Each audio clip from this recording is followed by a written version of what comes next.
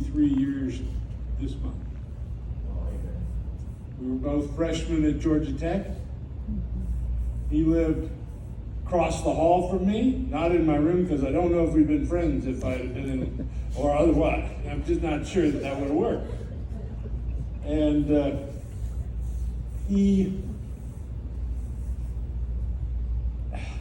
well, let me get to notes so I don't try to do all this extemporaneous.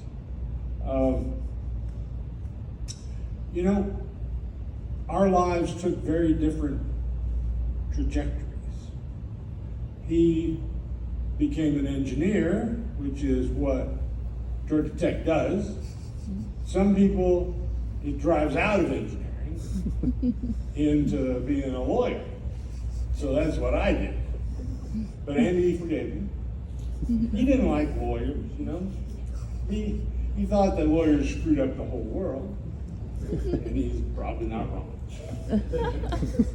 But I'll tell you that 53 years of friendship took some effort because we were crisscrossing the country, going every which way. But I'll tell you something, it's all worth it. Having a man like that who has your back, nothing better. The death, I didn't know how bad he was getting because I didn't have Debbie's phone number and Andy wasn't answering his phone. I probably should have gone to some greater lengths. So this came as quite a shock to me when when Debbie started checking the messages and said, "Oh, Mike's done. I guess he doesn't know." And so that is why I missed the chance to see him one last time before he left. But, you know, I knew he was with me. He knew, I'm sure, that I was with him. We didn't speak every week or every month. We were not usually close physically, but our relationship, our friendship began when we saw each other almost every day for 2.5 years.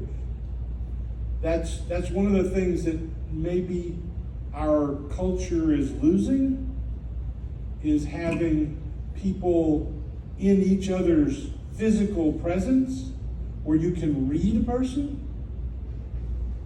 And so when I talked to Andrew on the telephone, it was just, we take up where we left off the last time.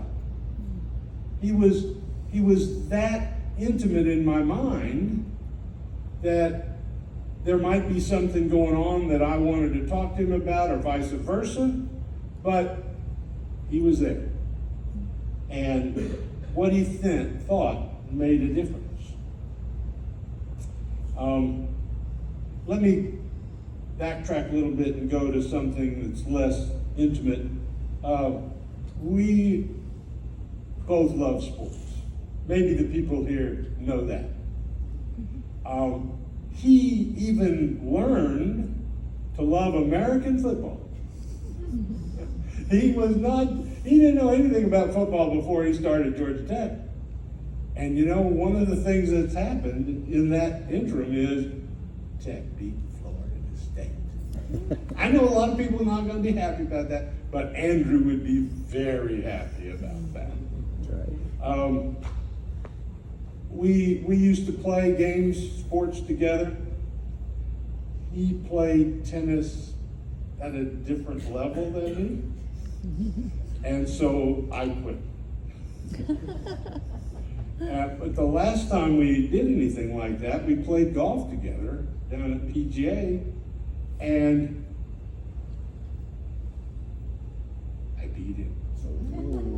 But you know, the truth is, I pretty much always beat him.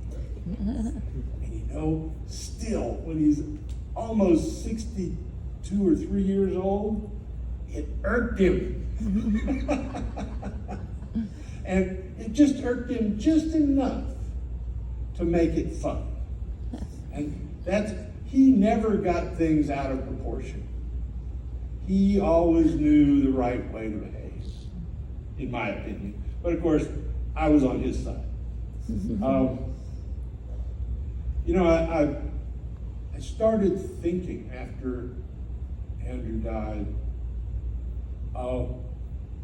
why it is we stayed friends for 53 years. Why did we do that? And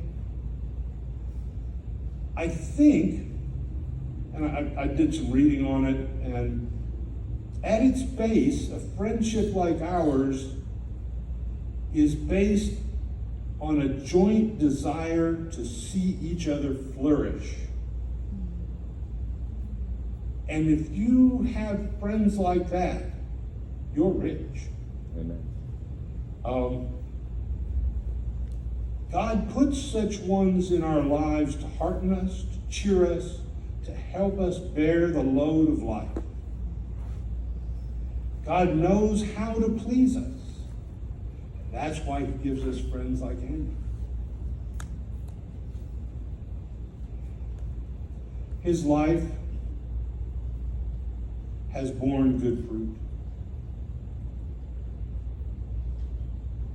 What else can we ask when speaking of a life well lived?